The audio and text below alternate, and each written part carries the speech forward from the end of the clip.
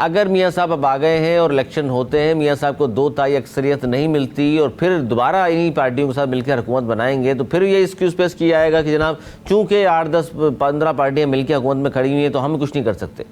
तो कह रहे नहीं है Pakistan, sorry to interrupt, Pakistan की इस वक्त सिचुएशन भी यही है कि कोई भी पार्टी जो है इस वक्त अक्सरियत उसी सूरत में ले सकेगी अगर बड़ा फेयर इलेक्शन होता है।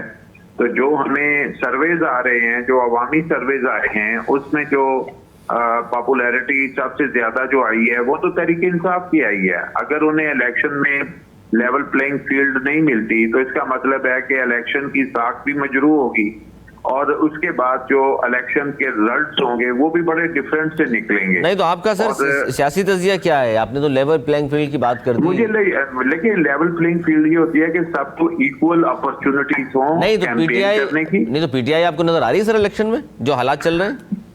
हालात चल रहे हैं उसमें तो नहीं नजर आ रहा। उसमें तो लग रहा है कि उनको इसी तरह फिक्स किया जाएगा जैसे फिक्स किया जा रहा है। तो फिर मुकाबला किसका होगा सर?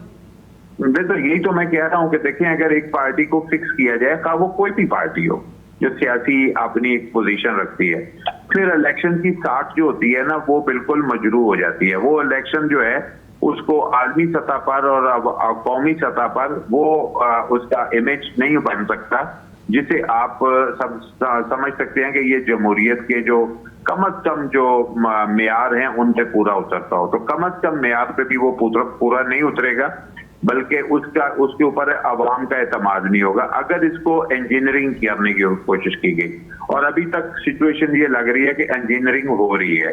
तो ये इंजीनियरिंग का मामला जो है ये पाकिस्तान की रियासत के मफाद में नहीं है, पाकिस्तान के अवाम के मफाद में नहीं है। इसके मामले में बहुत ज्यादा जो है वो समझ लें कि इस तरह होना चाहिए कि पाकिस्तान के अवाम और पाकिस्तान की रियासत को सामने रख के फैसला करना चाहिए। एक पार्टी की मुखालफत को सामने रख के फैसला नहीं करना चाहिए और ना ही एक की हमायत को सामने रख के फैसला करना चाहिए।